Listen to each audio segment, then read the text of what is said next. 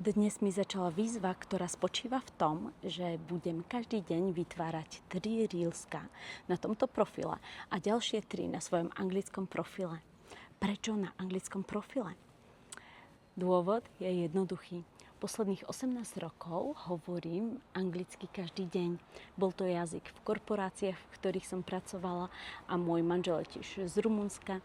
Knihy, ktoré čítam, sú väčšinou v angličtine a často sa pristihnem pri tom, ako v angličtine aj rozmýšľam. Slovenčinu milujem.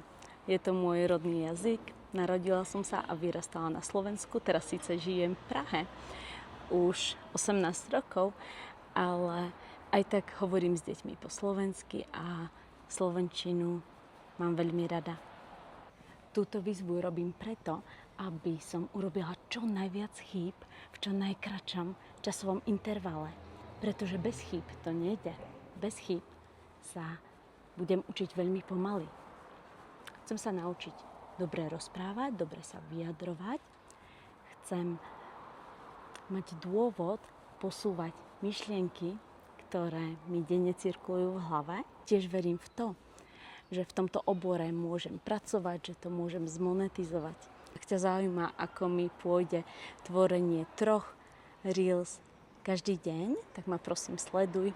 Tiež prosím zdieľaj, kde si ty na svojej ceste. Veľmi ma to zaujíma.